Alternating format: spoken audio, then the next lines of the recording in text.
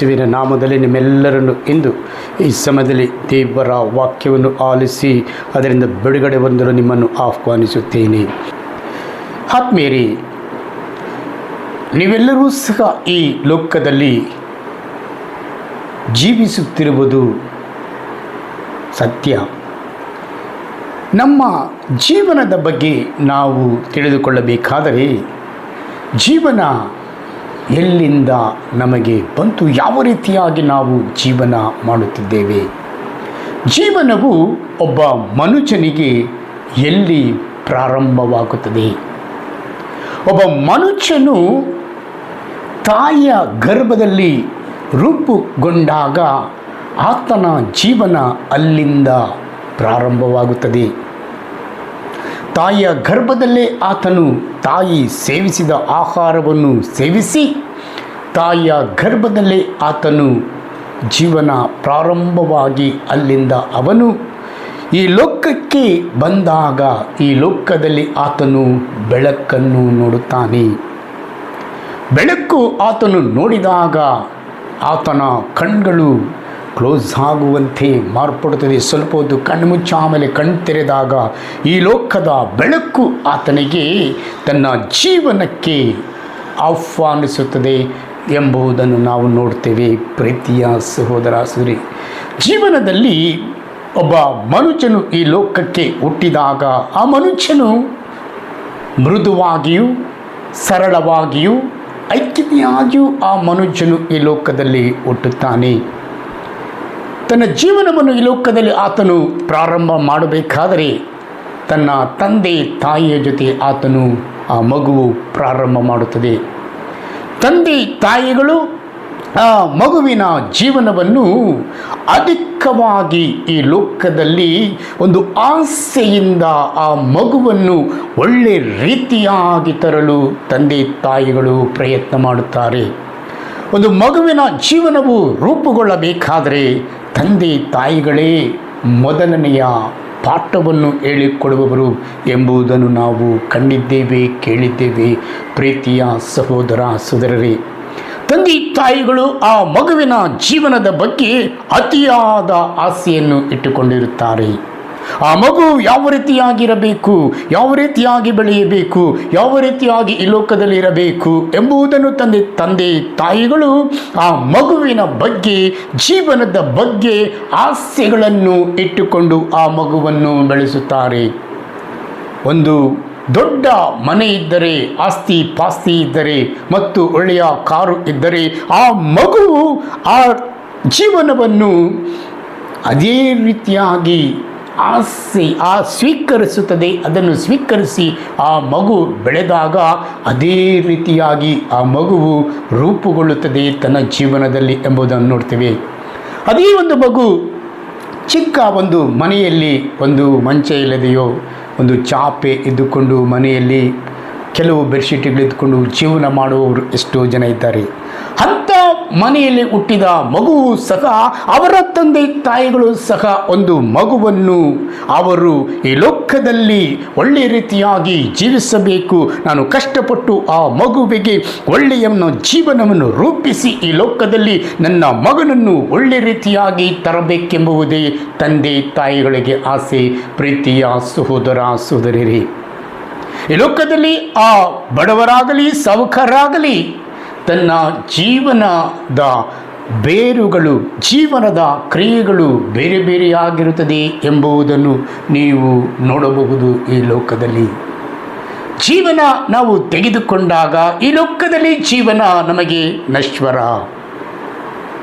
ಒಂದು ಮಗು ಹುಟ್ಟಿದ್ದು ಜೀವನ ನಡೆಸಿತು, ಪುನಃ ಈ ಲೋಕದಿಂದ ಆ ಮಗು ಕಣ್ಮರೆಯಾಗಿ ಹೋಗುವ ಸಮಯಗಳು ಮುಂದೆ ಬರುತ್ತದೆ ಎಂಬುದು ಒಬ್ಬೊಬ್ಬ ಮನುಷ್ಯನಲ್ಲೂ ಗೊತ್ತಿದ್ದರೂ ಈ ಲೋಕದಲ್ಲಿ ಅದನ್ನು ಮರೆತು ಆತನು ಜೀವನ ಮಾಡುವ ಆ ಕರುಣೆಯಿಂದ ನಾವು ಬೆಳೆಯುತ್ತೇವೆ. ಅತಿಯಾದ ಒಂದು ಆಸೆಯಿಂದ ನಮ್ಮ ಜೀವನದಲ್ಲಿ ಲೋಕದಲ್ಲಿ ಅತಿ ಆಸೆಗಳನ್ನು ಇಟ್ಟುಕೊಂಡಾಗ ಜೀವನ ಮಾಡಲು ಸಾಧ್ಯವಿಲ್ಲ. ನಮಗೆ ಎಷ್ಟು ಬೇಕೋ ಅಷ್ಟು ಜೀವನದಲ್ಲಿ ಗುರಿ ಇಟ್ಟು ಬದುಕಿದಾಗ, ನಮಗೆ ಇದ್ದದರಲ್ಲಿ ತೃಪ್ತಿಯಾದಾಗ ನಮ್ಮ ಜೀವನ ಸಹ ತೃಪ್ತಿಯಾಗಿರುತ್ತದೆ.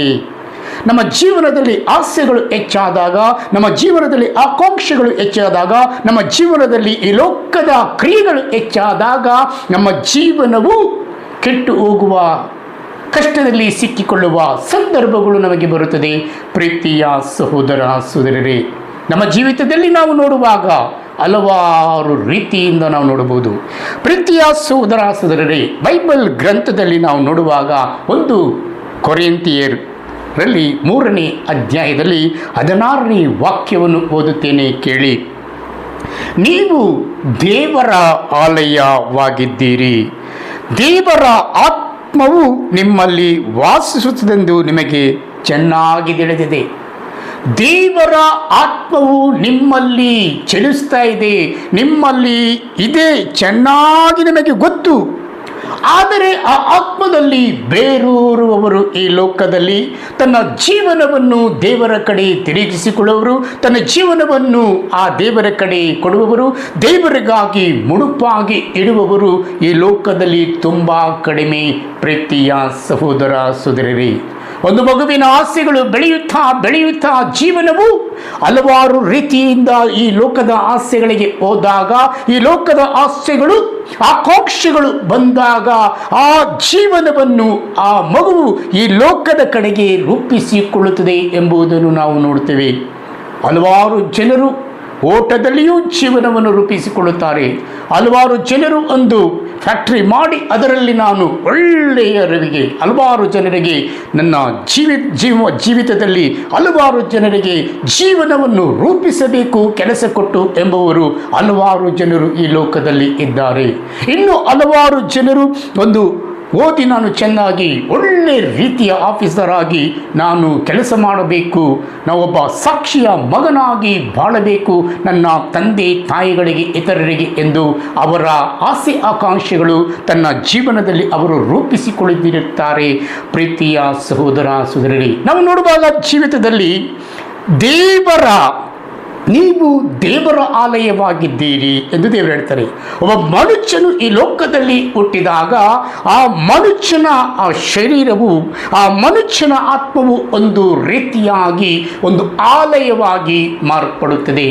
ಇದೇ ಆಲಯದಲ್ಲಿ ನಾವು ನೋಡುವಾಗ ಕಲ್ಮಶಗಳು, ಕ್ರೋಧಗಳು, ಅಕ್ರೋಧಗಳು, ದ್ವೇಷಗಳು, ಮತ್ಸರ ಎಂಬುದು ನಮಗೆ ಉತ್ಪತ್ತಿ ತಾನಾಗಿಯೇ ಆಗುತ್ತದೆ. ಈ ಕಣ್ಣುಗಳು ನೋಡಿದಾಗ ನನ್ನ ಜೀವಿತದಲ್ಲಿ ಜೀವಮಾನದಲ್ಲಿ ಈ ಕಣ್ಣು ನೋಡಿ ಗ್ರಹಿಸಿದಾಗ ನಾವು ತಪ್ಪು ಮಾಡುವ ಸಂದರ್ಭಗಳು ನಮಗೆ ನಮ್ಮ ಜೀವಿತದಲ್ಲಿ ನಾವು ನೋಡುತ್ತೇವೆ. ಪ್ರೀತಿಯ ಸಹೋದರ ಸಹೋದರರೇ, ನಮ್ಮ ಜೀವಿತವು ಈ ಲೋಕದಲ್ಲಿ ಹಲವಾರು ರೀತಿಯಿಂದ ನೋಡಿದಾಗ ಪ್ರತಿಯೊಬ್ಬರೂ ಸಹ ತನ್ನ ಜೀವಿತವನ್ನು ಅವರು ಈ ಲೋಕದಲ್ಲಿ ನಾನು ಇದೇ ಆಗಲೇಬೇಕು ಎಂದಾಗ ಅವರು ರೂಪಿಸುತ್ತಾರೆ ಎಂಬುದನ್ನು ಹಲವಾರು ಜನರನ್ನು ನಾವು ಈ ಲೋಕದಲ್ಲಿ ನೋಡಿದ್ದೇವೆ. ಎಷ್ಟೋ ಜನರು ಇದ್ದರೂ ಎಲ್ಲರೂ ದೇಶವನ್ನು ಆಳಲು ಆಗುವುದಿಲ್ಲ.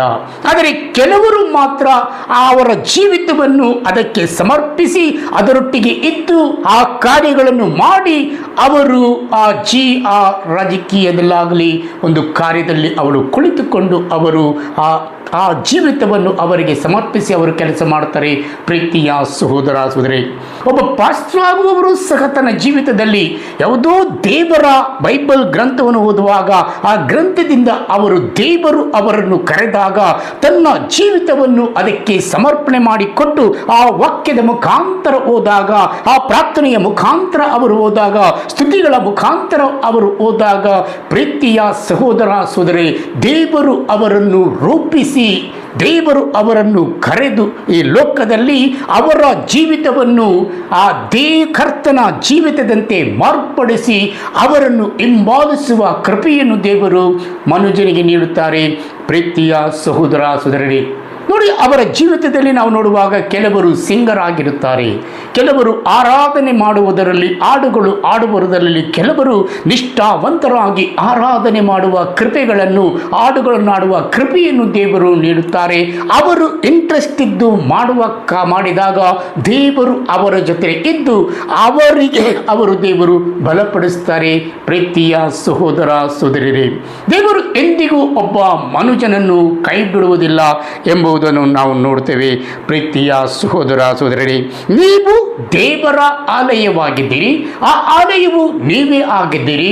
ಆ ಆಲಯವು ಕಾರ್ಯ ಮಾಡಬೇಕಾದರೆ ನೀವು ದೇವರನ್ನು ಹಿಂಬಾಲಿಸಿದಾಗ, ದೇವರು ನಿಮ್ಮೊಟ್ಟಿಗೆ ಬಂದಾಗ, ನೀವು ಆ ದೇವರ ಕಾರ್ಯದಲ್ಲಿ, ಆ ಆಲಯದ ಕಾರ್ಯದಲ್ಲಿ ನೀವು ನಿರತರಾಗುವ ಕೃಪೆಯು ಕರುಣೆಯು ದೇವರು ನಿಮ್ಮಲ್ಲಿ ತುಂಬುತ್ತಾರೆ. ಪ್ರೀತಿಯ ಸಹೋದರ ಸಹೋದರಿಯರೇ, ದೇವರ ಆತ್ಮವು ನಿಮ್ಮಲ್ಲಿ ವಾಸಿಸುತ್ತದೆ ಎಂದು ನಿಮಗೆ ಚೆನ್ನಾಗಿ ಗೊತ್ತಿದೆ. ಕೆಲವು ಸಮಯ ಲೋಕದಲ್ಲಿ ನೀನು ಜೀವಿತವನ್ನು ಬೆಳೆಸಿದಾಗ ದೇವರ ಆತ್ಮನು ನಿಮ್ಮಲ್ಲಿ ಚೆನ್ನಾಗಿ ನಿಮಗೆ ಇದೆ ಅಂತ. ಆದರೂ ಸಹ ಕೆಲವು ಸಮಯ ನಾವು ಆಚೆ ಈಚೆ ಹೋಗುವ ಸಂದರ್ಭಗಳು ನಮಗೆ ಬರುತ್ತದೆ. ಪ್ರೀತಿಯ ಸಹೋದರ ಸಹೋದರರೇ, ದೇವರ ಆತ್ಮವು ನಿಮ್ಮಲ್ಲಿ ವಾಸ ಮಾಡುತ್ತದೆ ಎಂದು ನಿಮಗೆ ಚೆನ್ನಾಗಿ ತಿಳಿದಿದೆ. ಆದರೂ ಸಹ ಈ ಲೋಕದ ಜೀವಿತದ ಕಾರ್ಯಗಳು, ಈ ಲೋಕದಲ್ಲಿ ನೀನು ಜೀವನ ಮಾಡಬೇಕಾದರೆ ಹಲವಾರು ರೀತಿಯಿಂದ ಕಷ್ಟಗಳು, ದುಃಖಗಳು, ನೋವುಗಳು, ಸಾಲ ಬಾಧೆಗಳು ನಿನ್ನ ಜೀವಿತದಲ್ಲಿ ಒಕ್ಕಿದಾಗ, ಆ ಸಾಲ ಬಾಧೆಗಳಲ್ಲಿ ನೀನು ಸಿಕ್ಕಿ ಹಾಕಿಕೊಂಡಾಗ, ಆ ಸಾಲ ಬಾಧೆಗಳು ನಿನ್ನನ್ನು ಕಾಡುವಾಗ ನಿನ್ನ ಕುಟುಂಬದಲ್ಲಿ ನೆಮ್ಮದಿ ಇರಲು ಸಾಧ್ಯವಿಲ್ಲ. ಸಾಲ ಬಾಧೆಗಳಲ್ಲಿ ನೀನು ಇದ್ದಾಗ ನಿನ್ನ ಕುಟುಂಬಗಳಲ್ಲಿ ಸಮಾಧಾನ ಇರಲು ಸಾಧ್ಯವಿಲ್ಲ. ಸಾಲ ಬಾಧೆಯಲ್ಲಿ ನೀನು ಸಿಕ್ಕಿಕೊಂಡಾಗ ಮನೆಯಲ್ಲಿ ಯಾವಾಗಲೂ ಜಗಳ ಸಂದರ್ಭಗಳು ಬಂದಾಗ ಶಾಂತಿ ಇಲ್ಲದ ಕುಟುಂಬವಾಗಿ ಮಾರ್ಪಡುತ್ತದೆ. ಪ್ರೀತಿಯ ಸಹೋದರ ಸಹೋದರಿಯರೇ, ಏಕೆಂದರೆ ನಿನ್ನ ಜೀವಿತದಲ್ಲಿ ಈ ಸಾಲ ಬಾಧೆಯು ನಿನ್ನನ್ನು ಹಲವಾರು ರೀತಿಯಿಂದ ಕಷ್ಟಕ್ಕೆ, ದುಃಖಕ್ಕೆ, ವೇದನೆಗೆ ನಿನ್ನನ್ನು ಮಾರ್ಪಡಿಸುತ್ತದೆ. ನೀನು ಎಷ್ಟೇ ಸಂಪಾದನೆ ಮಾಡಿದರೂ ಆ ಸಂಪಾದನೆಯು ನಿನ್ನ ಕೈಗೆ ಅದು ಸಿಕ್ಕುವುದಿಲ್ಲ. ಏಕೆಂದರೆ ಪ್ರೀತಿಯ ಸಹೋದರ ಸಹೋದರನೇ, ನಾವು ನೋಡುವಾಗ ನೀನು ಸರಿ ಇಲ್ಲದಿದ್ದರೆ ನಿನ್ನ ಜೇಬಿಗೆ ಎಷ್ಟೇ ಹಣ ತೆಗೆದು ನೀನು ಇಟ್ಟರೂ ಅದು ತೂತಾಗಿ ಖಾಲಿಯಾಗಿ ಹೋಗುತ್ತದೆ ಎಂಬುದನ್ನು ನಾವು ಹಗ್ಗಾಯನ ಗ್ರಂಥದಲ್ಲಿ ನಾವು ಓದಿದ್ದೇವೆ. ಪ್ರೀತಿಯ ಸಹೋದರ ಸಹೋದರರೇ, ಏಕೆಂದರೆ ನೀನು ದೇವರಲ್ಲಿ ಇದ್ದಾಗ, ದೇವರ ಆತ್ಮದೊಂದಿಗೆ ನೀನು ಒಂದಾದಾಗ, ದೇವರಲ್ಲಿ ನೀನು ಇದ್ದಾಗ, ದೇವರು ನಿನ್ನೊಟ್ಟಿಗೆ ಇದ್ದಾಗ, ಪ್ರೀತಿಯ ಸಹೋದರ ಸಹೋದರಿ, ಯಾವ ಸಾಲ ಬಾಧೆಯಲ್ಲಿ ನೀನು ಸಿಕ್ಕಿಕೊಂಡರೂ ಅವರು ನಿನ್ನನ್ನು ಮೇಲಕ್ಕೆ ತರುವರು. ನೀನು ಯಾವುದೇ ರೀತಿಯಿಂದ ಸಾಲ ಬಾಧೆಯಿಂದ ಕಷ್ಟ ಪಡುತ್ತಿದ್ದರೂ, ಈ ಲೋಕದಲ್ಲಿ ಜನರು ನಿನಗೆ ಸಹಾಯಕ್ಕೆ ಬರುತ್ತಿದ್ದರು, ದೇವರು ನಿನ್ನ ಸಹಾಯಕ್ಕೆ ಬಂದು ಅದರಿಂದ ನಿನ್ನನ್ನು ಪಾರು ಮಾಡುವರು. ಪ್ರೀತಿಯ ಸಹೋದರ ಸಹೋದರರೇ, ಅದಕ್ಕೆ ದೇವರು ಹೇಳ್ತಾರೆ, ನಿನ್ನಲ್ಲಿರುವ ಆತ್ಮವು ಶುದ್ಧವಾಗಿರಬೇಕು, ನಿನ್ನಲ್ಲಿರುವ ಮನಸ್ಸು ಶುದ್ಧವಾಗಿರಬೇಕು, ನಿನ್ನ ಶರೀರವು ಶುದ್ಧವಾಗಿರಬೇಕು. ಏಕೆಂದರೆ ನಿನ್ನ ಶರೀರವನ್ನು ನಾನು ಸೃಷ್ಟಿ ಮಾಡಿದ ನಾನು ಅದರಲ್ಲಿ ಹಲವಾರು ರೀತಿಯ ಆಸೆಗಳನ್ನು ಇಟ್ಟಿದ್ದೇನೆ. ನೀನು ಹೋಗುವ ದಾರಿಯಲ್ಲಿ ಹೋಗಬೇಕಾದರೆ ನಿನ್ನ ಕಣ್ಣು ಅರಳಿಸಿ ನೋಡಿದಾಗ ನೀನು ಪಾಪವನ್ನು ಗ್ರಹಿಸುವ ಸಮಯಗಳು ಅಲ್ಲಿ ಉತ್ಪತ್ತಿ ತಾನಾಗಿಯೇ ಆಗುತ್ತದೆ. ನೀನು ದಾರಿಯಲ್ಲಿ ಹೋಗಬೇಕಾದರೆ ಯಾವುದೇ ರೀತಿಯಿಂದ ನೀನು ಕಣ್ಣಲ್ಲಿಡಿಸಿ ನೋಡಿದಾಗ, ಒಂದು ಕಾರನ್ನು ನೋಡಿದಾಗ, ಒಂದು ಮನೆಯನ್ನು ನೋಡಿದಾಗ, ಆದರೂ ನಾನ್ಯಾಕೆ ಕಟ್ಟಬಾರದು, ನನಗೆ ಎಲ್ಲಿಂದ ನಾನು ದುಡಿಯಬೇಕು, ಆವಾಗ ಕೆಟ್ಟ ಆಲೋಚನೆಗಳು ನಿನ್ನ ಬಂದಾಗ ಯಾವ ರೀತಿಯಾದರೂ ನಾನು ಸಂಪಾದನೆ ಮಾಡಿ ಇಂಥ ಮನೆ, ಇಂಥ ಕಾರು ತೆಗೆದುಕೊಳ್ಳಲೇಬೇಕು ಎಂಬ ಮನಸ್ಸು ಬಂದಾಗ ನಿನಗೆ ದೇವರು ಹೇಳ್ತಾರೆ, ನೀನು ದುಡಿಯುವುದರಲ್ಲಿ ಒಂದು ಸರಿಯಾಗಿದ್ದರೆ ಅದನ್ನು ನಾನು ಮಲ್ಟಿಪೈ ಮಾಡಿ ನಿನ್ನನ್ನು ಮೇಲೆತ್ತುತ್ತೇನೆ. ನೀನು ಸರಿ ಇಲ್ಲದ ಕಾರಣ ನಾನು ಆಶೀರ್ವಾದ ಮಾಡಲು ಸಾಧ್ಯವಿಲ್ಲ. ಏಕೆಂದರೆ ಪಾಪಮಯ ಜೀವನವು ನಿನ್ನಲ್ಲಿದ್ದರೆ, ಆ ಪಾಪಮಯ ಜೀವನ ನಿನ್ನಲ್ಲಿ ತಾಂಡವಾಡುತ್ತಿದ್ದರೆ, ಈಗೋ ಪಾಪಮಯ ಜೀವನ ನಿನ್ನಲ್ಲಿ ಇದ್ದರೆ ನಿಜವಾಗಿಯೂ ದೇವರು ನಮ್ಮನ್ನು ಮುಂದುವರಿಸಲು ನಮಗೆ ಸಾಧ್ಯವಿಲ್ಲ.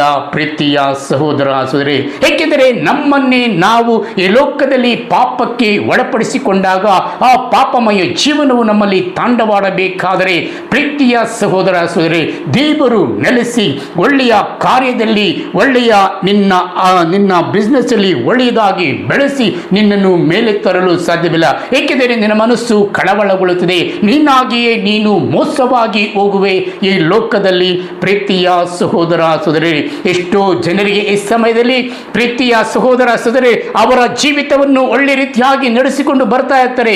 ಕೆಲವರಿಗೆ 35 ವರ್ಷ 40 ವರ್ಷದಲ್ಲಿ ಅವರಿಗೆ ಒಂದು 25 ವರ್ಷದಲ್ಲಿ ಕೆಲವರು ಬೆಡ್ಡಿನಲ್ಲಿ ನರಳುತ್ತಿದ್ದಾರೆ. ಈ ಸಮಯದಲ್ಲಿ ಆ ಬೆಡ್ಡಿನಲ್ಲಿ ಆಸ್ಪತ್ರೆಯಲ್ಲಿ ನರಳುತ್ತಿದ್ದಾರೆ, ಕುಟುಂಬದಲ್ಲಿ ನರಳುತ್ತಿದ್ದಾರೆ, ರೋಗದಲ್ಲಿ ಅವರು ನರಳಬೇಕಾದರೆ ಅವರು ಪಶ್ಚಾತ್ತಾಪ ಪಡುತ್ತಿದ್ದಾರೆ ಕೆಲವರು. ಈ ಸಮಯದಲ್ಲಿ ಅಂಥವರಿಗೆ ದೇವರು ಹೇಳ್ತದೆ, ಪ್ರಿಯರೇ, ಈ ಸಮಯದಲ್ಲಿ ದೇವರ ಹತ್ತಿರ ನಿಮ್ಮ ಪಾಪಗಳಿಗೆ ಕ್ಷಮೆಯನ್ನು ಯಾಚಿಸಿರಿ.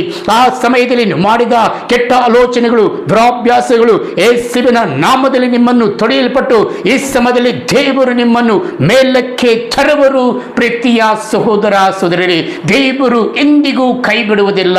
ಕೈ ಬಿಡದ ದೇವರ ಸನಿಕ ನೀವಿದ್ದೀರಿ. ಕೈ ಬಿಡದ ದೇವರು ನಿಮ್ಮನ್ನು ನಿಜವಾಗಿಯೂ ನಿಮ್ಮ ಕಷ್ಟದಿಂದ ದುಃಖದಿಂದ ಮೇಲೆತ್ತಿ ನಿಮ್ಮನ್ನು ಆಶೀರ್ವಾದ ಮಾಡೇ ಮಾಡ್ತಾರೆ ಎಂಬುದನ್ನು ಮರೆಯಬೇಡ, ಮರೆಯದಿರು. ಪ್ರೀತಿಯ ಸಹೋದರ ಸಹೋದರರೇ, ಆತ್ಮೀಯರೇ, ಈ ಸಮಯದಲ್ಲಿ ನಿಮ್ಮ ಆತ್ಮವನ್ನು ನೀರು ಪರಿಶೋಧಿಸಿ ನೋಡಿರಿ, ನಿಮ್ಮ ಮನಸ್ಸನ್ನು ಪರಿಶೋಧಿಸಿ ನೋಡಿರಿ, ನಿಮ್ಮ ಕರಗಳನ್ನು ಪರಿಶೋಧಿಸಿ ನೋಡಿರಿ, ನಿಮ್ಮ ಶರೀರವನ್ನು ಪರಿಶೋಧಿಸಿ ನೋಡಿರಿ. ಯಾವುದು ತಪ್ಪು ಮಾಡಿದೆ? ನಿಮ್ಮ ಮನಸ್ಸು ತಪ್ಪು ಮಾಡಿದೆಯಾ? ನಿಮ್ಮ ಆಲೋಚನೆ ತಪ್ಪು ಮಾಡಿದೆಯಾ? ನಿಮ್ಮ ಶರೀರ ತಪ್ಪು ಮಾಡಿದೆಯಾ? ನಿಮ್ಮ ಕರಗಳು ತಪ್ಪು ಮಾಡಿದೆಯಾ? ರೈಟ್ ನಾವು ನಿನ್ನ ಕಣ್ಣುಗಳು ತಪ್ಪು ಮಾಡಿದೆಯಾ? ಆಲೋಚನೆ ಮಾಡಿ ನೋಡು. ಪ್ರಿಯರೇ, ನಿನಗೆ ಕೊಟ್ಟಿರುವ ಆತ್ಮವು ಪರಿಶುದ್ಧವಾದ ಆತ್ಮ, ದೇವರ ಆತ್ಮ, ದೇವರ ಆಲಯವಾಗಿ ನಿನ್ನನ್ನು ದೇವರು ಮಾರ್ಪಡಿಸಿದ್ದಾರೆ. ನಿನಗೆ ಆಲಯವಾಗಿ ಮಾರ್ಪಡಿಸಿದಾಗ ಎಷ್ಟು ಶುದ್ಧಳಾಗಿ, ಎಷ್ಟು ಶುದ್ಧನಾಗಿ ನೀನು ಈ ಲೋಕದಲ್ಲಿ ಇರಬೇಕು. ಎಷ್ಟೇ ವಯಸ್ಸಾದರೂ ಈ ಸಮಯದಲ್ಲಿ ನಿನ್ನ ಜೀವಿತವನ್ನು ದೇವರಿಗೆ ಕೊಡು. ಪ್ರೀತಿಯ ಸಹೋದರ ಸಹೋದರನೇ, ಆಸ್ಪತ್ರೆಯಲ್ಲಿ ನರಳುವವರು ಯೇಸುವಿನ ನಾಮದಲ್ಲಿ ಈ ಸಮಯದಲ್ಲಿ ಅವರಿಗೆ ಬಿಡುಗಡೆ ಕೊಡಪ್ಪ ಎಂದು ನಾನು ಬೇಡುತ್ತೇನೆ ಸ್ವಾಮಿ. ಅವರ ಜೀವಿತದಲ್ಲಿ ಅವರು ಅರಿಯದೆಯೋ ತಿಳಿಯದೆಯೋ ತನ್ನ ಯೌವನದಲ್ಲಿ ಮಾಡಿದ ಪಾಪಗಳು, ಬಂಧನಗಳು, ಶಾಪಗಳು ಯೇಸುವಿನ ನಾಮದಲ್ಲಿ ಬಿಡುಗಡೆಯಾಗಲೆಂದು ನಾನು ಪ್ರಾರ್ಥನೆ ಮಾಡುತ್ತೇನೆ ಸ್ವಾಮಿ. Hallelujah, hallelujah. ಅಪ್ಪ, ಎಷ್ಟೋ ಜನರು ಈ ಸಮಯದಲ್ಲಿ ಕಣ್ಣೀರಿಡುತ್ತಿದ್ದಾರೆ ಸ್ವಾಮಿ.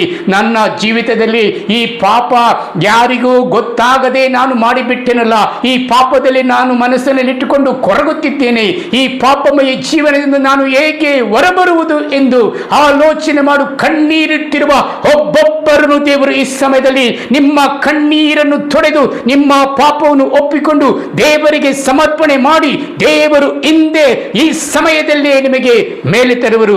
ದೇವರಿಗೆ ಒಂದು ಸಮಯವನ್ನು ಕೊಡಿ. ಇನ್ನು ಮುಂದೆ ದೇವರಿಗೆ ನೀವು ಆಧಾರವಾಗಿ ನಿಮ್ಮ ಪಾಪಮಯ ಜೀವಿತವನ್ನು ದೇವರು ಮುಟ್ಟುತ್ತಿದ್ದಾರೆ. ಈ ಸಮಯದಲ್ಲಿ ದೇವರು ನಿಮ್ಮ ಭರವಸೆಗಳನ್ನು ನೆರವೇರಿಸುತ್ತಿದ್ದಾರೆ. ಈ ಸಮಯದಲ್ಲಿ ಭಯಪಡಬೇಡ ಮಗಳೇ, ಮಗನೇ, ಚಿಂತೆ ಮಾಡಬೇಡ. ಪಾಪಮಯ ಜೀವನದಿಂದ ನಿನ್ನನ್ನು ಹೊರತಂದು ಈ ಲೋಕದಲ್ಲಿ ನಿನ್ನನ್ನು ಸಾಕ್ಷಿಯ ಮಗನಾಗಿ, ಮಗನಾಗಿ ಮಾರ್ಪಡಿಸುವ ಸಮಯವು ಇದಾಗಿದೆ. ಈ ಸಮಯದಲ್ಲಿ ದೇವರು ಅಂತವರನ್ನು ಮುಟ್ಟಿ ಮೇಲೆತ್ತುತ್ತಿದ್ದಾರೆ. ಪ್ರೀತಿಯ ಸಹೋದರ ಸಹೋದರರೇ, ಪ್ರೀತಿಯ ಸಹೋದರ ಸಹೋದರರೇ, ಎಲ್ಲ ರೀತಿಯಿಂದಲೂ ನೋಡಿದಾಗ ಮನುಷ್ಯನಲ್ಲಿರುವ ಒಂದೊಂದು ಕಾರ್ಯವು ಈ ಲೋಕದಲ್ಲಿ ಆಸೆ ಆಕಾಂಕ್ಷೆಗಳನ್ನು ಪೂರೈಸುವ ಕಾರ್ಯಗಳು. ಒಬ್ಬ ಆಸೆ ಪಟ್ಟಾಗ ಇದನ್ನು ನಾನು ಪೂರೈಸಲೇಬೇಕು ಎಂದು ಹೋಗ್ತಾನೆ, ಆದರೆ ಅದರಲ್ಲಿ ಪಾಪದಲ್ಲಿ ಬಿದ್ದು ಬಿಡುತ್ತಾನೆ. ಆ ಪಾಪವು ಆತನಿಗೆ 20 ವರ್ಷ, 30 ವರ್ಷ, 40 ವರ್ಷವಾದರೂ ಅದರಿಂದ ಹೊರಬರದೇ ಇರುವ ಆ ಪಾಪಿಗಳು ಈ ಸಮಯದಲ್ಲಿ ಹೇಳ್ತಾರೆ, ನಾನು ಹೊರತರುತ್ತೇನೆ, ನನಗೋಸ್ಕರ ನೀನು ಸಮಯ ಕೊಡು, ಪಶ್ಚಾತ್ತಾಪ ಪಡು. ದೇವರು ಹೇಳ್ತಾರೆ, ಅಂಥವರನ್ನು ಈ ಸಮಯದಲ್ಲಿ ಹೊರತರುತ್ತಿದ್ದಾರೆ ಎಂಬುದನ್ನು ನೀನು ಮರೆಯಬೇಡ. ಈ ಸಮಯದಲ್ಲಿ ದೇವರಿಗೆ ನಿನ್ನ ಕಣ್ಣೀರಿಡು, ದೇವರಿಗೆ ಕ್ಷಮಾ ಯಾಚಿಸಿ ದೇವರೊಟ್ಟಿಗೆ ನಡೆ. ದೇವರೊಟ್ಟಿಗೆ ನಡೆ ಎಂದರೇನು? ದೇವರಿಗೆ ಸಮಯ ಕೊಡು. ನಿನ್ನ ಯಾವಾಗ ಭಾನುವಾರವಾಗಲಿ ಹೋಗುವ ಆ ಆರಾಧನೆಯಲ್ಲಿ ಭಾಗವಹಿಸು, ಪಶ್ಚಾತ್ತಾಪ ಪಡು, ದೇವರಿಗೆ ನಿನ್ನನ್ನೇ ಸಮರ್ಪಣೆ ಮಾಡಿಕೊಡು. ಮನೆಗೆ ಬಂದಾಗ ಗ್ರಂಥವನ್ನು ಓದು, ಧ್ಯಾನಿಸು. ಆ ವಾಕ್ಯಗಳು ನಿನ್ನಲ್ಲಿ ಬೇರೂರಿದಾಗ, ನಿನ್ನ ಮನಸ್ಸಿನಲ್ಲಿ ಇದ್ದಾಗ ನಿನ್ನ ಎಲ್ಲ ಕಾರ್ಯಗಳು ಜಯವಾಗುತ್ತದೆ. ಪ್ರೀತಿಯ ಸಹೋದರ ಸಹೋದರರೇ, ಹಾಲೆಲೂಯ, ಹಾಲೆಲೂಯ. ಇದು ಮನುಷ್ಯನ ಜೀವಿತದಲ್ಲಿ ಬರುವುದು ಈ ಲೋಕದಲ್ಲಿ ಸಹಜ. ಪಾಪಮಯ ಜೀವನ ಬರುವುದು ಸಹಜ. ಜೀವಿತದಲ್ಲಿ ನಾವು ನೋಡುವಾಗ, ಅಬ್ರಾಮನ ಜೀವಿತದಲ್ಲಿ ನೋಡುವಾಗ, ಅಬ್ರಾಮನು ಜೀವನ ನಡೆಸಿಕೊಂಡು ಬರುವಾಗ ಅಬ್ರಾಮನಿಗೆ ಎಂಥ ಕಷ್ಟ ತೊಂದರೆಗಳು ಬಂದರೂ ಅಬ್ರಾಮನು ಆ ದೇವರ ಆ ವಾಣಿಗೆ ಬೆಲೆ ಕೊಟ್ಟು ಅದೇ ರೀತಿಯಾಗಿ ನಡೆದನು, ಅದೇ ರೀತಿಯಾಗಿ ಆಶೀರ್ವದಿಸಲ್ಪಟ್ಟನು ಎಂಬುದನ್ನು ನಾವು ನೋಡ್ತೇವೆ. ಪ್ರೀತಿಯ ಸಹೋದರ ಸಹೋದರರೇ, ಹಾಲೆಲೂಯ, ಹಾಲೆಲೂಯ. ದಾನಿಯೇಲನನ್ನು ಸಹ ನಾನು ನೋಡುವಾಗ 3 ಸಲ ದಿನ ಪ್ರಾರ್ಥನೆ ಮಾಡಿ ದೇವರಿಗೆ ಆತನ ಆತ್ಮವನ್ನು ಒಪ್ಪಿಸಿಕೊಟ್ಟನು. ದೇವರು ದಾನಿಯೇಲನಿಗೆ ಹಲವಾರು ರೀತಿಯಿಂದ ದರ್ಶನಗಳನ್ನು ಕೊಟ್ಟರು, ಹಲವಾರು ರೀತಿಯ ಕಾರ್ಯಗಳನ್ನು ಕೊಟ್ಟರು. ಅಲ್ಲಿ ಆತನನ್ನು ತೆಗೆದುಕೊಂಡು ಹೋಗಿ ಆ ಗುಹೆಯಲ್ಲಿ ಹಾಕಿದರು, ಸಿಂಹದ ಗುಹೆಯಲ್ಲಿ ಹಾಕಿದರು. ಸಿಂಹಗಳು ಆತನನ್ನು ಏನು ಮಾಡಲಿಲ್ಲ, ಸೈಲೆಂಟ್ ಆಗಿ ಅವು ಕುಳಿತುಕೊಂಡು ನೋಡುತ್ತಿದ್ದವು ಎಂಬುದನ್ನು ನಾವು ಬೈಬಲ್ ಗ್ರಂಥದಲ್ಲಿ ಓದಿದ್ದೇವೆ, ತಿಳಿದುಕೊಂಡಿರೆ. ಏಕೆಂದರೆ ಆತನ ಜೀವಿತದಲ್ಲಿ ಎಷ್ಟು ಕಷ್ಟಗಳು ತೊಂದರೆಗಳು ಬಂದರೂ ದೇವರು ಆತನ ಜೊತೆ ಇದ್ದರು. ಪ್ರೀತಿಯ ಸಹೋದರ ಸಹೋದರರೇ, ಈ ಸಮಯದಲ್ಲಿ ನಿನಗೆ ದುಃಖವಿದೆಯಾ, ವೇದನೆ ಇದೆಯಾ, ಪಾಪದಲ್ಲಿ ಇದೆಯಾ, ದೇವರನ್ನು ನೆನೆಸಿಕೋ. ದೇವರು ನಿನ್ನೊಟ್ಟಿಗೆ ಬರಲು ಈಗಲೂ ನೀನು ಪಾಪದಲ್ಲಿದ್ದರೆ ಒಪ್ಪಿಕೊಂಡಾಗ ನಿನ್ನೊಟ್ಟಿಗೆ ದೇವರು ಬಂದು ನಿನ್ನನ್ನು ಪಾಪದ ಬಂಧನಿಂದ ಬಿಡಿಸಿ ನಿನ್ನ ಜೀವನವನ್ನು ಒಳ್ಳೆ ರೀತಿಯಾಗಿ ರೂಪಿಸಲು ದೇವರು ಈ ಸಮಯದಲ್ಲಿ ನಿನ್ನ ಹತ್ರ ಬರುತ್ತಿದ್ದಾರೆ.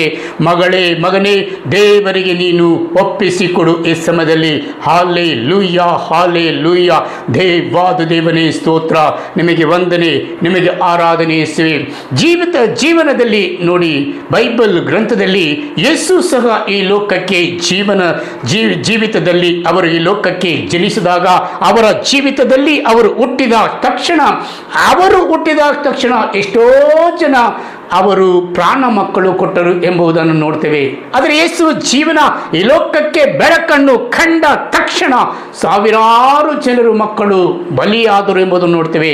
ಅದೇ ಯೇಸು ಬೆಳೆದು ತನ್ನ ಜೀವಿತವನ್ನು ಬೆಳೆಸಿಕೊಂಡಾಗ ಅವರು 3.5 ವರ್ಷದಲ್ಲಿ ಅವರ ಜೀವನದಲ್ಲಿ ಅವರು ಮಾಡಿದ ಕಾರ್ಯಗಳು, ಅದ್ಭುತಗಳು, ಅತಿಶಯಗಳು ಯಥೇಚ್ಛವಾಗಿ ನಾವು ನೋಡ್ತೇವೆ ಬೈಬಲ್ ಗ್ರಂಥದಲ್ಲಿ. ಪ್ರೀತಿಯ ಸಹೋದರ ಸಹೋದರಿ, ಅವರ ಜೀವಿತದಲ್ಲಿ ಅವರು 3.5 ವರ್ಷದಲ್ಲಿ ಆ ಸಿಪಾಯಿಗಳು ಹಿಡಿದು ಅವರನ್ನು ಚಾಟಿ ಏಟುಗಳಿಂದ ಹೊಡೆದರು. ಅವರ ಜೀವಿತದಲ್ಲಿ ಮುಳ್ಳಿನ ಕಿರೀಟವನ್ನು ತೊಡಿಸಿಕೊಂಡರು. ಅವರ ಜೀವಿತದಲ್ಲಿ ಕಪಾಲ ಬೆಟ್ಟವನ್ನು ಹತ್ತಿದರು. ಅವರ ಜೀವಿತದಲ್ಲಿ ಅವರು ಕೊನೆಯದಾಗಿ ಶಿಲುಬೆಯಲ್ಲಿ ಅವರು ಪ್ರಾಣ ಬಿಟ್ಟರು ಎಂಬುದನ್ನು ನೋಡ್ತೇವೆ.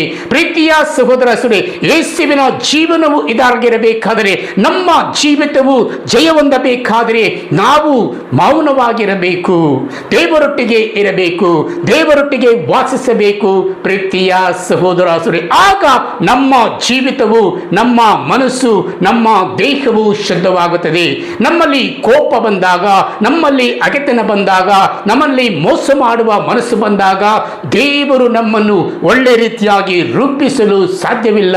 ಪ್ರೀತಿಯ ಸಹೋದರ ಸಹೋದರರೇ, ನಮ್ಮ ಜೀವಿತವನ್ನು ದೇವರಿಗೆ ಒಪ್ಪಿಸಿಕೊಡೋಣ. ನಮ್ಮ ಜೀವಿತದಲ್ಲಿ ನಾವು ಭಯಂಕರವಾಗಿ, ಈ ಲೋಕದಲ್ಲಿ ನಾವು ಭಯಂಕರವಾಗಿ ಮಾಡುವ ಕಾರ್ಯಗಳಲ್ಲ, ಮೌನವಾಗಿ ದೇವರೊಟ್ಟಿಗೆ ಇದ್ದು ದೇವರ ಕಾರ್ಯದಲ್ಲಿ, ದೇವರ ಭರವಸೆ ದಿನಗಳಲ್ಲಿ ನಾವು ಅವರೊಟ್ಟಿಗೆ ಹೋಗೋಣ, ಅವರಲ್ಲಿ ಜೀವಿಸೋಣ. ಪ್ರೀತಿಯ ಸಹೋದರ ಸಹೋದರರೇ, ದೇವರು ಎಂದಿಗೂ ನಿಮ್ಮನ್ನು ಕೈ ಬಿಡುವುದಿಲ್ಲ. ಕೈ ಬಿಟ್ಟು ನಿಮ್ಮನ್ನು ಎಂದಿಗೂ ಅವರೊಟ್ಟಿಗೆ ಇದ್ದಾಗ ಕೈ ಬಿಡುವುದಿಲ್ಲ. ಯಾಕೆಂದರೆ ನೀವು ನೋಡಿದರೆ ಅಬ್ರಾಮನನ್ನು ದೇವರು ಅವರ ಜೀವಿತವನ್ನು ಆಶೀರ್ವದಿಸಿದರು. ಆತನ ಜೀವನವು ಯಥೇಚ್ಛವಾಗಿ ಆಶೀರ್ವದಿಸಲ್ಪಟ್ಟಿತು ಎಂಬುದನ್ನು ನಾವು ನೋಡ್ತೇವೆ. ದಾನಿಯೇಲನನ್ನು ದೇವರು ಆಶೀರ್ವದಿಸಿದರು ಎಂಬುದನ್ನು ನೋಡ್ತೇವೆ. ಅದೇ ರೀತಿಯಾಗಿ ನಿನ್ನನ್ನು ಸಹ ದೇವರು ಎಂದು ಆಶೀರ್ವದಿಸಲು, ನಿನ್ನ ಕುಟುಂಬಕ್ಕೆ ದೇವರು ನಿನ್ನ ಮನೆಗೆ ಬರ್ತಾ ಇದ್ದಾರೆ. ದೇವರು ನಿನಗೆ ಮನೆಗೆ ಬಂದಾಗ ಆಹ್ವಾನಿಸು. ಯಾವ ರೀತಿಯಾಗಿ ಪಾಸ್ಟರ್ ನಾವು ಆಹ್ವಾನಿಸುವುದು? ನಿನ್ನ ಕುಟುಂಬದಲ್ಲಿ ಪ್ರಾರ್ಥನೆ ನಡೆಯಬೇಕು, ನಿನ್ನ ಕುಟುಂಬದಲ್ಲಿ ಶಾಂತಿ ಇರಬೇಕು, ನಿನ್ನ ಕುಟುಂಬದಲ್ಲಿ ನೀವು ಒಗ್ಗಟ್ಟಾಗಿ ಜೀವಿಸಬೇಕು. ಆಗ ದೇವರು ನಿನ್ನ ಕುಟುಂಬದಲ್ಲಿ ನೆಲೆಸಿ ನಿಮ್ಮ ಜೀವನವನ್ನು ಅವರು ಉನ್ನತ ಸ್ಥಿತಿಗೆ ತರುತ್ತಾರೆ ಈ ಲೋಕದಲ್ಲಿ. ಪ್ರೀತಿಯ ಸಹೋದರ ಸಹೋದರರೇ, ಪ್ರೀತಿಯ ಸಹೋದರ ಸಹೋದರರೇ, ಕುಟುಂಬಗಳಲ್ಲಿ ಶಾಂತಿ ಸಮಾಧಾನ ನೆಲೆಸಬೇಕಾದರೆ ನಮ್ಮ ಜೀವಿತವನ್ನು ನಾವು ಬದಲಾವಣೆ ಮಾಡಬೇಕು. ಯೇಸು ಯಾವ ರೀತಿಯಾಗಿ ಅವರ ಜೀವಿತವನ್ನು ಬದಲಾವಣೆ ಮಾಡಿ ಅವರು ಸಾಕ್ಷಿಯಾಗಿ ತೋರಿಸಿದರು, ಅದೇ ರೀತಿಯಾಗಿ ಸಾಕ್ಷಿಯ ಮಗಳಾಗಿ ಈ ಸಮಯದಲ್ಲಿ ಮಾರ್ಪಡು ಮಗನೇ ಎಂದು ದೇವರು ಹೇಳ್ತಾರೆ. ಮಾರ್ಪಡಬೇಕು ಬಾಳಬೇಕಾದರೆ ಈ ಲೋಕದಲ್ಲಿ ನೀನು ಪ್ರೀತಿಯಿಂದ ಬಾಳು ಯೇಸುವಿನಂತೆ. ಆಮೇಲೆ ಸರ್ವವಲ್ಲಭರು ಮಹಾಪರಿಶುದ್ಧರಾದ ಸ್ವಾಮಿ ಶಿವೆ ಕರುಣಾಕರ ತಂದೆಯೇ, ನಿನ್ನ ನಾಮಕ್ಕೆ ಸ್ತೋತ್ರ, ವಂದನೆ, ನಿಮಗೆ ಆರಾಧನೆ ಯೇಸುವೆ. ಈ ಸಮಯದಲ್ಲಿ ಅಪ್ಪ ಯೇಸುವೆ, ನಿನ್ನ ಕೃಪೆಯು ಕರುಣೆಯು ಎಲ್ಲರ ಜೀವನದಲ್ಲಿ ಯಾರು ಕಷ್ಟದಲ್ಲಿದ್ದರೋ, ದುಃಖದಲ್ಲಿದ್ದರೋ, ನೋವಿನಿದ್ದರೋ ಒಬ್ಬೊಬ್ಬರನ್ನು ಮುಟ್ಟಪ್ಪ. ಯಾರ್ಯಾರು ಅಪ್ಪ ಅವರ ಜೀವಿತದಲ್ಲಿ ಆಸ್ಪತ್ರೆಗಳನ್ನು ನಡುತ್ತಿದ್ದರೋ ಅವರು ಯೇಸುವಿನ ನಾಮದಲ್ಲಿ ಬಿಡುಗಡೆ ಆಗಲಿ ಸ್ವಾಮಿ. ಯಾರ್ಯಾರು ಕೆಲಸ ಕಾರ್ಯಗಳಿಲ್ಲದೆ ಅವರ ಜೀವಿತದಲ್ಲಿ ಈ ಸಮಯದಲ್ಲಿ ಅಲೆದಾಡುತ್ತಿರ್ತಾರೋ ಅವರಿಗೆ ಕೆಲಸ ಕಾರ್ಯಗಳು ಸಿಕ್ಕಲಿ ಸ್ವಾಮಿ ಎಂದು ನಾನು ಪ್ರಾರ್ಥನೆ ಮಾಡ್ತೇನೆ ಸ್ವಾಮಿ. ಹಾಲೆ ಲೂಯ್ಯ, ಹಾಲೆ ಲೂಯ್ಯ. ಯೇಸುವಿನ ನಾಮದಲ್ಲಿ ನಾನು ಪ್ರಾರ್ಥನೆ ಮಾಡ್ತೇನೆ ಸ್ವಾಮಿ. ಆಮೇನ್, ಆಮೇನ್, ಆಮೇನ್.